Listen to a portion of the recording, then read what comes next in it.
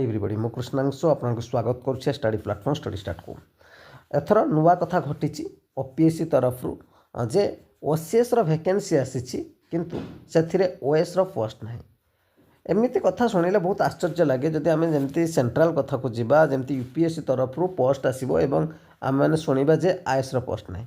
तो यह निश्चित आश्चर्य लगे किंतु ओडिशा पई किसी आश्चर्यर कथा नुहे यह गर्वर कथा जे ओसीएस वैकेंसी आसी किंतु ओएस पोस्ट ना टोटाल 314टा वैकेंसी आप मैंने देखिए जो थे आप मैंने जदि देखिए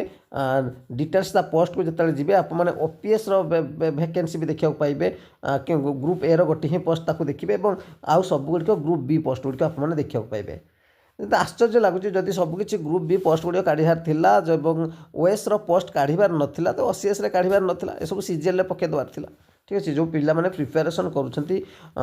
प्रिपेरेसन ओसीएस जो प्रिपेरेसन करती तो से मुख्यतः ओएस ही प्रिपेरेसन करती किंतु जदि कौन कारण मार्क कमी जाए तो तापर पोस्ट गुड़िक से सिलेक्शन पाती ठीक अच्छे बहुत सारा पिला भी पाइला भी छाड़ी दिखते कारण ओएस हबार ही था ओएस ही लगती किंतु दुखर कथा जे थर वैकेंसी आसी किंतु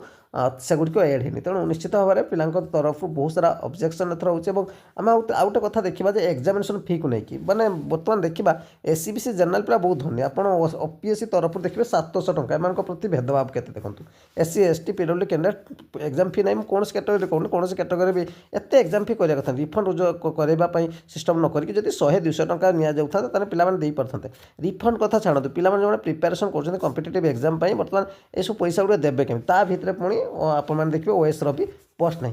तेणु ये रहा जदि या जदि एड कराए सरकार जो वैकेंसी अच्छी ओपीएस तरफ जी वैकेंसी अच्छी ओएस तरह से वैकेंसी आसत एड करवा उचित कारण ओसीएस वैकेंसी जदि ओएस वैकेंसी ना से वैकेंसी काढ़ार मूल्य ही किसी ना डिटेल्स वीडियो रही आप मतामत अपेक्षा रही।